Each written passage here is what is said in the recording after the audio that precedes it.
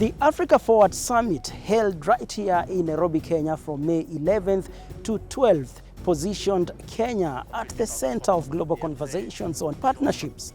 Co-hosted by the Kenyan President William Ruto and the French President Emmanuel Macron, the event was attended by over 30 African heads of states, CEOs, investors, and development partners.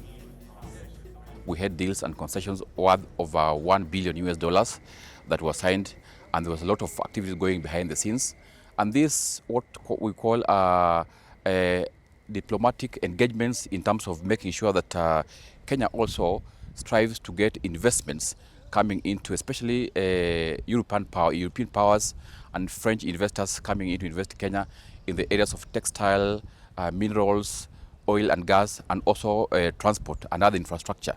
And also not forgetting the issue of technology, more so of artificial intelligence. So this is very crucial, and also that it positions Kenya as an economic hub for investors and all the other players, both within the region and outside Africa, per se. Of course, most eyes were fixed on the obvious headliners: French President Emmanuel Macron and the likes of the UN Secretary Antonio Guterres. But tucked within that constellation of continental power was a figure whose quiet diplomatic weight is easy to underestimate. Alassane Ouattara of Côte d'Ivoire held high-level meetings on economic cooperation, regional stability and investment, including talks with African presidents, IMF Managing Director and global business leaders. For Alassane Ouattara being here, and if you look at his background as an economist, an international development person, it builds trust from the Bretton Woods institutions, the IMF, the World Bank. They're going to have somebody from West Africa that they can trust, they can negotiate with as a technocrat, not just as a political person, but as a technocrat. And this builds trust within the institutions that are going to finance development within those countries.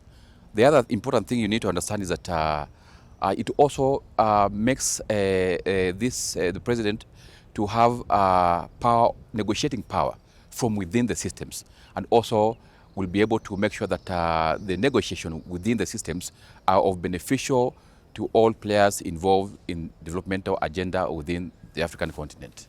And all this must end up in what we call a win-win situation.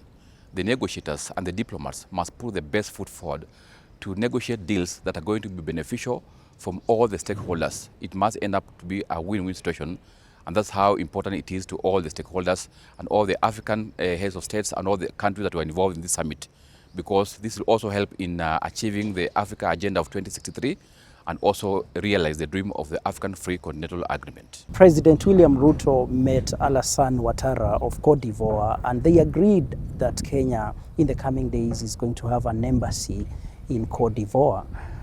Why has it taken all this long, one may ask? Well, that's a very interesting question.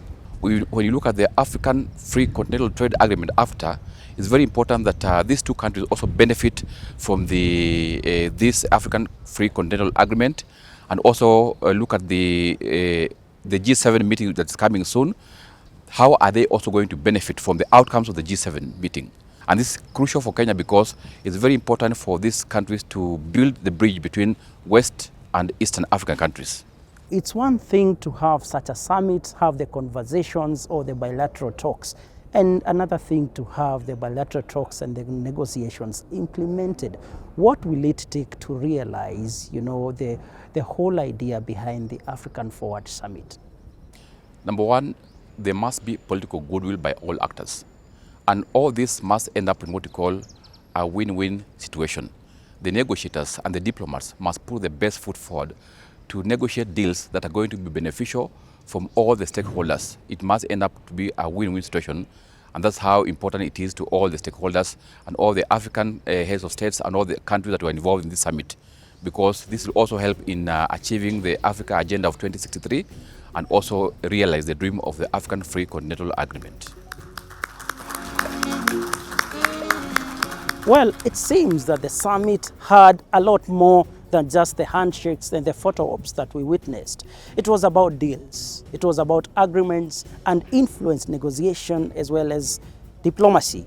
and it will be interesting to see how some of these things will be actualized in the coming days. From Nairobi, Kenya, my name is Elijah Mwangi.